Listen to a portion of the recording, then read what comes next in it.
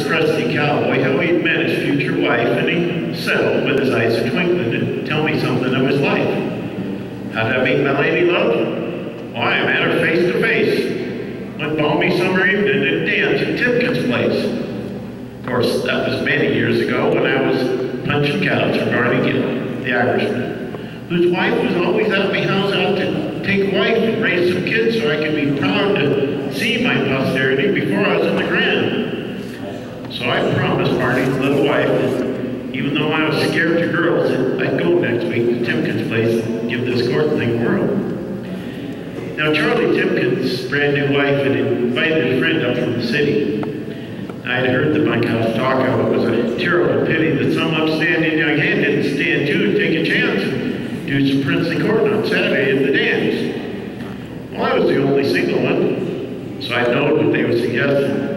It was so distressing me that I came down with indigestion. Now, pretty Mrs. Timken, she was prim and proper too, and had demanded there be some changes made, and even painted the cranny blue. It was the new two-holer that, for the convenience of the sexes, Charlie had been persuaded to partition into two spaces. So he put up a flimsy pine wood wall and cut another door on the side near the fence, and painted the signs real pretty. They said, ladies on one, and gents. Well, I spit myself up best I could handle. I spit on my boots and everything. But my nerves, it was quite a jangle. See, I wanted to get up close to this gorgeous city lady and maybe ask her to dance a bit. But hell to be shy and take. Then I sees her sidle out the door and I think, now's my chance. So I licks my hair back down a bit, take the hitch on my pants.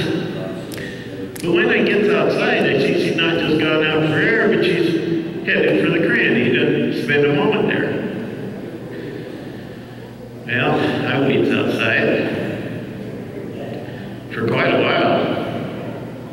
So long I almost get the bands. Then as quietly as possible I went through the door marked gents.